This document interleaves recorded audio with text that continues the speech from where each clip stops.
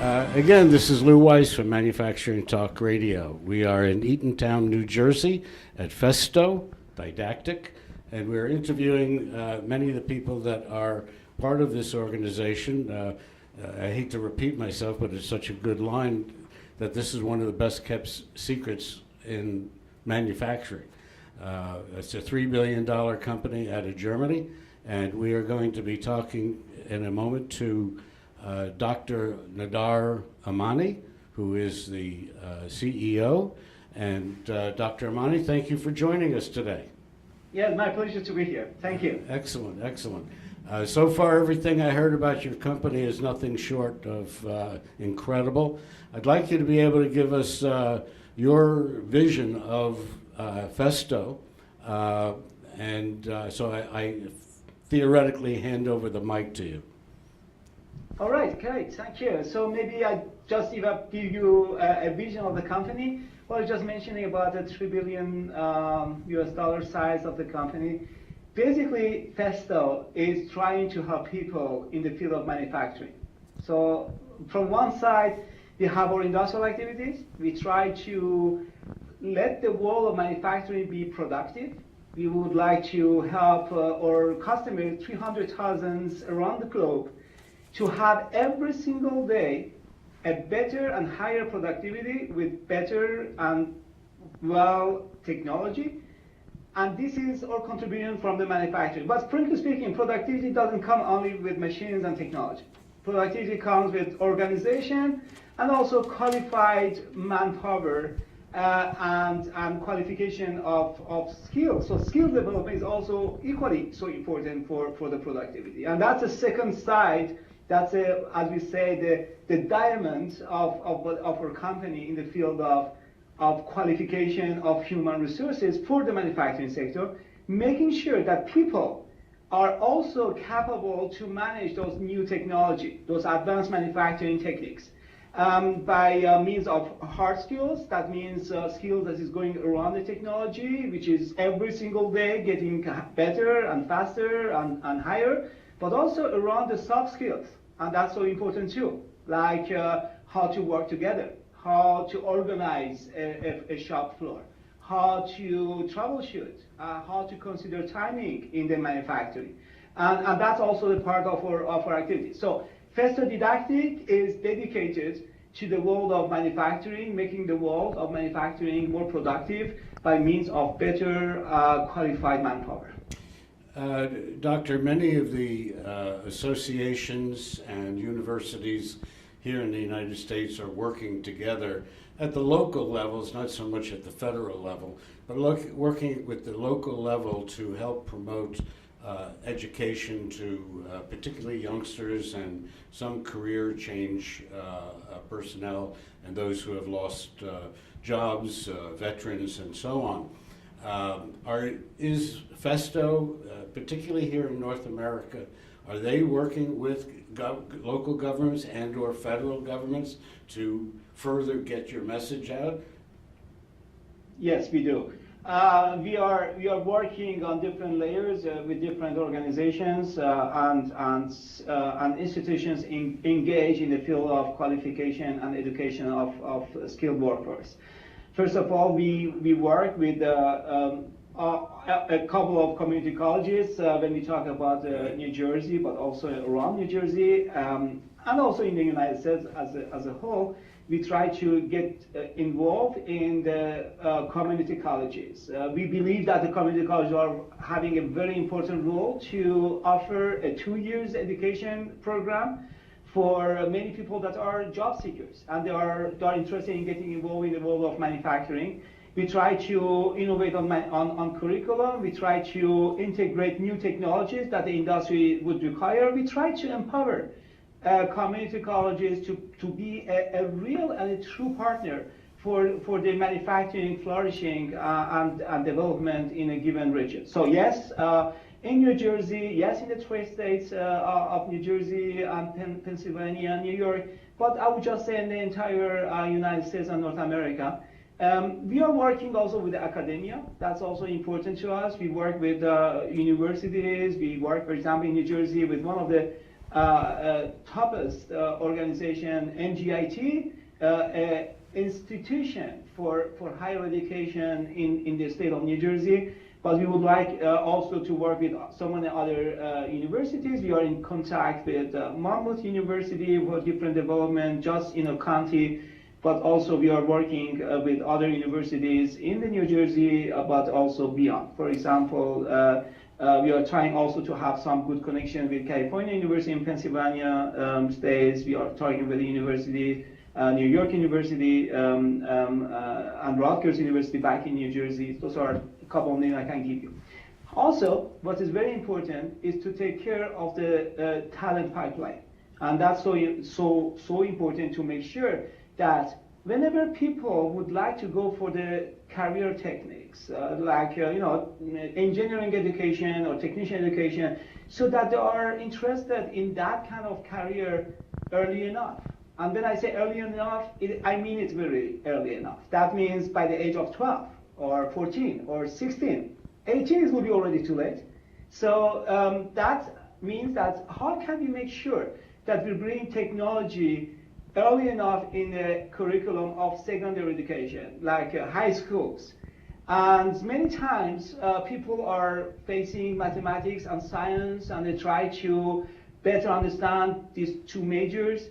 But we believe with technology and education, we perfectly are able to bridge, let's say, mathematics and science from both sides.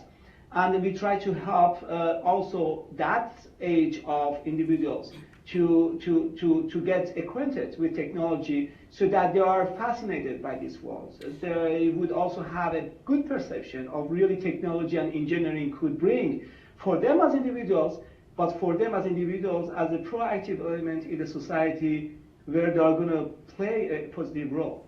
So that, again, helping them towards the education in the engineering, in the technicians, whether it's a 2 years community colleges or whether it's a 4 years academic education, at the end, helping them to become more productive in the economy of manufacturing. Doctor, one of the problems that we're experiencing in this country, aside from high tuition rates and kids who are getting out of college who owe $100,000, $200,000 a year and can't get a job, that's number one. Number two is that of all the kids that go to college today, only 40% are either dropouts or don't complete their studies. So there's a huge pool there of potential students for a industrial technology training course through Festo. Is this a market that you are presently involved in or looking at? In other words, the students who don't make it in college, what do? How do they learn? How do they get out of mommy's bedroom? All right. So you address two different categories. First of all, those students that are just finishing their college education and they have a student debt, a burden on their shoulder that they have to manage. And I do know that in the United States this is a real social problem, and we've got to find a solution for that. And I think we are about to find a couple of solutions. And the second subject was really the dropout of the schooling system. So if you allow me, I would just address the first one. Yes, indeed. I was just having a look at the other day on the CNN program. They're saying that the student debt average in the United States has grown from $30,000 in the 80s to $130,000 nowadays. Within 30 years. $100,000 more, and I'm talking about the average around across the United States. And this is a real burden for many citizens that we really need to help. And considering that manufacturing is flourishing, considering that the economy of the United States is getting back and it is getting reindustrialized, because it was already industrialized. We are talking about the 50s, 60s, 70s, full of industry, full of manufacturing. But now, in the 80s, 90s, new economy, I'm sure you remember that. Of course. We need really to bring our economy back on the manufacturing, and it is coming. And so today, the economy of manufacturing is really nice. It generates wealth, it generates jobs, but also requires qualified people. And we think that also there is a new model of education, which is this 2 years CTE programs. And that's why I was just mentioning, a couple of minutes ago, the importance of community colleges. We believe that community colleges, we're talking about around 1,000 institutions, 1,000 community colleges around the country. Those colleges, they can be really, instrumental from one side, helping the people to have a straightforward education program towards job creation, towards enabling them to get a job, but from the other side, to create jobs that are good enough to offer them a standards of life that it is worth to be considered. So, nevertheless, we need to make sure that the curriculum-wise, we are talking the same language. We need to make sure that the teachers in the community colleges, they are well aware of what is the manufacturing is asking for. So that again, teacher training is important. We need to make sure that those laboratories and learning environment are adequate, so that people are learning about what exactly the industry requires. So we almost need to bring the industry in the classroom and make sure that people, once they finish their 2 years education college, community college, they can right away open the doors and enter the work life. So yes, the burden of the debts, of the student debt is going to be lower, almost nothing. If you are getting involved in the apprenticeship program, we are advocating the apprenticeship program. You were mentioning the German education model, which is based on the apprenticeship program, which is a real engagement of companies with talent that can be matching the culture, the visions and objective of the company. And this apprenticeship program is actually helping every single individual to get not only education of 2 years education, but also at the same time not necessarily having a student debt, a burden for a young person to start his or her professional life, his or her professional life. Second point, you mentioned about the dropouts, and if you allow me, I would like to say something about that too. Be my guest. I think manufacturing again, we need really very different jobs or job profiles to make sure that the manufacturing is flourishing. And we really need also to consider that there are some simple jobs that are, easygoing, easy to be defined, very important though, but requiring, certain qualification level. But also at the same time, we need also maybe some qualification level that are more complex, higher. So there are a bunch of different professions in the world of manufacturing. Also already talking about manufacturing, we are talking about manufacturing in different sectors, whether it's a pharma industry, or it is a petrochemical, or it's an automotive, or it's electronic. So again, we are talking about different professions required.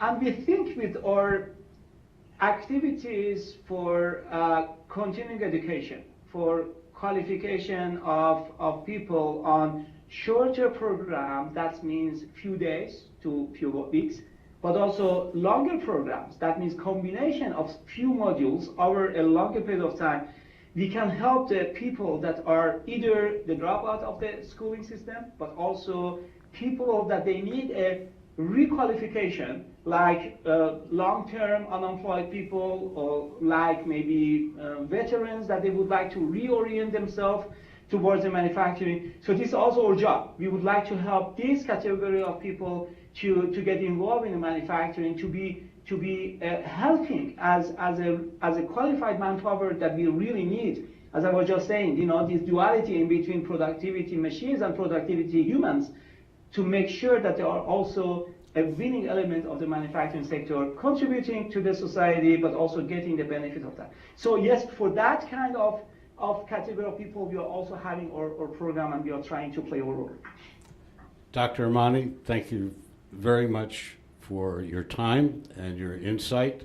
I wish Festo a successful future. And speaking about future, is there any long-term plan that you are working on that you would like to tell our audience about? Yes, if I would just mention a few words about the future, I dream of the day where people would have a fantastic possibility to leave the school and enter the manufacturing sector as a kind of smooth transition, you know? Right. So if we do not have the apprenticeship program as we are having it in other parts of the world, for example, Germany, which is coming from the medieval time, from the Middle Age time, it is a part of the culture and history. So it's not sometimes not easy to replicate a model which is working here elsewhere. So why not to have a substitute for that? And the name of the substitute for us is certification. We would like to work on the certification standards of competencies, standards of qualification program that really enable people right away from the education to do the education program, the curriculum that they would require in order to target a job. So that from one side, for the education provider to make sure that the education activities and program are right fine-tuned with the demand of the industry. For the students, right away from the education program and during the qualification program to make sure that they are learning what they need to learn in order to apply for a job and get the job, and therefore prosperity that they would like to have for their life through the job, but also for the employer association and the employer side to make sure that whenever you are hiring a person, right away from the beginning is the best match, is the right fit to your organization for the skill set that you are looking for. And that's exactly what we consider that as certification. And you are working very, very massively on that. You are dedicating a whole of our corporate expertise on that. We would like to work that with a certain number of partners and stakeholders in the United States, so to make sure that it is being institutionalized and also being used as a substitute of a dual education program that we may not necessarily have right away here in the United States. But it will be the American form of the dual education that we call certification. Dr. Imani, thank you very much for your time. And again, if our listeners want to get in touch, it's www.festo.com. And it's fascinating information, and I really appreciate your time. And thank you again. Thank you for having me with you. Thank you. Bye.